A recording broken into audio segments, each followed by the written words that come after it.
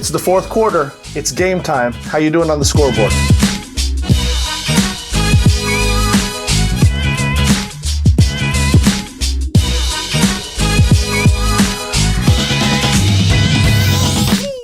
Hey there, Enterprisers. What's good? It's Jason Lago here again with Always Enterprise. And in this video, I want to talk to you about how to make the most out of your Q4. How to make the most out of your Q4. That's exactly right. It is the fourth quarter. It is the end of the year. And at the time of this video, it literally is actually less than the full 3 months, right? It's the middle of October, which gives us basically 2.5 months left in this year. It's hard to believe. It's crazy to think that even after the crazy year that last year was, now heading into the end of this year, here we are yet again at the end of the year, and it is crunch time for business owners, for marketers, for internet entrepreneurs, and everyone in between, because again, it just comes down to how are you going to finish the year out. Now, it's not the end of the year as in like the last month or the last couple weeks, but we're close enough to the end of the year where you should be taking this thing seriously if you're not already.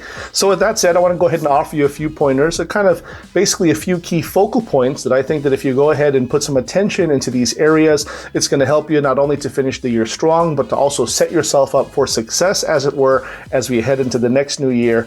Let's get started. Number one, cultivate relationships. Cultivate relationships, all right? This is probably one of the most top most important things that I like to practice, and that I've also seen the most successful entrepreneurs, both online and offline, put into practice. And it's all about just reconnecting and cultivating the relationships, creating relationships too, but most importantly, just kind of reconnecting, cultivating, and really dialing in some key individuals, some key entities, some key people, key relationships really that you can just put together and start to really mend and mesh towards a common goal and launches towards the future. So like right now, it's a great time to be following up with prospects who have not been in front of you, that you've not been in front of either. It's a great time to reconnect with your customers, but it's also a great time to really start connecting with the right types of people. And that's why I say cultivate, because it's not just connecting with anybody and everybody. There are some people that maybe you're connected with now, either through a customer vendor type relationship, or maybe business partner to business partner, associate to associate relationship, that just aren't cutting it. That just aren't moving the needle. And it's nothing personal. It's business. It just means that you need to focus in on the people who can help you move forward, and that you can also help move forward as well, because everything in business is reciprocal. This is also why I spend so much time talking about your reputation in business, because as you approach people trying to connect and trying to really forge the right kind of relationships that will help you finish strong and start strong as well, every last one of them is going to look back on who you are and what you've done and what you can bring to the table. So it makes sense to mind your relationship. But again, focus in on the relationships that you could be putting together and really dialing in at this time. So for me, one thing that I'm doing a lot of is just reconnecting and following up with a lot of people that I've met over the last year that I've made a really decent connection, first impression with, and then of course following up with them to see the kind of collaborations that we can put together towards the future. Sometimes it involves doing a little bit of bartering. Sometimes you buy a product from them, they bought a product from you, and that's kind of the beginning of your relationship, and now you're talking about future projects. That's kind of the situation I'm in, connecting with a lot of influencers just to help me with my business ventures and me with them. But I tell you what, it's not only a really cool and profitable and beneficial experience, but it's also a very enjoyable one as well. So cultivate relationships. Number two, consider the holidays.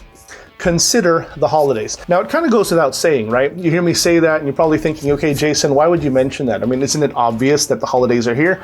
Yeah, it is obvious, but you know what else is true is that a lot of people don't take advantage of it, at least not to the point where they're acknowledging it properly in their marketing and in their messaging. So here's what I mean. If you consider the average internet marketer, a lot of the times they have already a bunch of pre-written emails and follow-up pieces already in place through automation, which is a good thing. I'm a big believer in that, and you've heard me talk at length on this channel about the benefits of automation and the power of automation and making sure that you automate and delegate as much as possible. With that said, however, one thing that gets missed through the cracks is the idea of the reality that is taking place around you. So if you have your next 2 months worth of emails, follow-up emails already lined up, and they're just kind of these candid sales approaches or these candid sales messages or these kind of randomized cookie cutter type emails, and they're not acknowledging what's going on in the world today, especially especially when you talk about the holidays, then you're doing yourself a grand disservice. So make sure that you're taking the time to curate and create and compose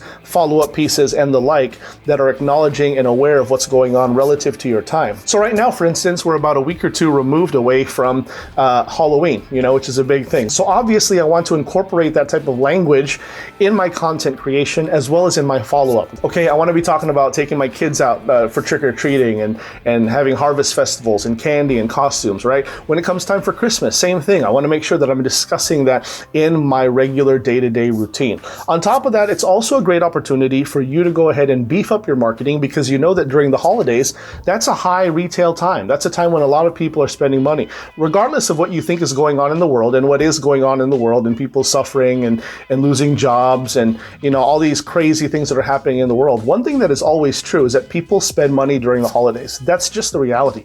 There is literally, all right, I say literally, but more virtually speaking, right? Essentially, there's a ton of money being flown through the air on the internet. People are whipping out their credit cards and they're buying stuff left and right. A lot of them are throwing reckless abandon with regards to their shopping. Now, I'm not telling you to become a poacher and to think about the reckless abandon. I'm simply saying that people are already geared towards spending money. So you need to do what you can do to get in front of them, especially if the product or service you offer is going to benefit their life in some way. If it's going to help them enjoy something or get enjoyment or fulfillment, help them better themselves, then why not? Go ahead and make maybe you could use this time to create some special promotional items and offers surrounding your products and services. Holiday deals, right? You can also beef up your follow-up process because you know that the big brands are doing that as well. I can almost promise you that. It's already begun. How many emails can I get? Or I would challenge you to maybe look at the emails that you're getting from all of your favorite brands that are already lining you up for Black Friday sales and before Christmas sales and New Year's Eve sales, right? And everything in between. So if you're not doing that same thing, then I would argue you're probably not taking your business as seriously as you should. So all that to say, consider the holidays. Number 3, calibrate your social media. Calibrate your social media, okay? And what I basically mean by that is to reconfigure it if it hasn't been working for you, or at least take this time to reflect on it and to see if there's things that you can change about it that would progress you towards your goals, all right? Or at least help you as you close the year out, okay? A lot of internet marketers and a lot of businesses in general have an online presence, and they use social media to go ahead and really just propel that online image, right? Whether it's Instagram or Facebook or what have you. I would just simply say, heading into the end of the year, now is as good a time as any to really look back and see how effective has your social media been, because it absolutely is a powerful tool. There's a lot of leads, a lot of sales that can come just by having a properly dialed in social media presence. So now, like I say, this is a great time for you to look at it, to see what's working, to see if it's engaging, to see if there's anything that you can do to kind of dial it in and fix it just a little bit more in order to optimize it, right? In business, and especially in the internet marketing business, we're all about optimization. We're all about making things better and more streamlined. This is no different. It's a great time for you to go ahead and consider how good and how effective has it been, what can we do to fix it, and more importantly, how can we use it to start us off strong next year. So get on that social media. Number 4, and finally, create content, okay? Create content. I would absolutely be remiss for not mentioning this, okay? If I did not bring this up, then I would totally be doing you a disservice, okay? But it's such a healthy reminder and one that's easy to forget. I would remind you above all else, okay, if you get nothing out of this, then please use the opportunity that you have to create content during the holiday season. The reality is it's very easy for you to do so. Some would argue that it's hard to do because of how busy things are, but I actually see it completely different. I think that with all that's going on, the hustle and bustle and the buzz that's going on, it's very easy for you to do what is necessary, to take notes for your blog or to whip out your camera. If you're doing social media stuff, Instagram, stories, or what have you, creating videos like I do here, what better time is there than to create content than the holiday season? I don't really think that there is one, especially because there are multiple different holidays, right? So it's almost like the setting and the topic is already provided for you. You just have to come up with the content that really correlates with that.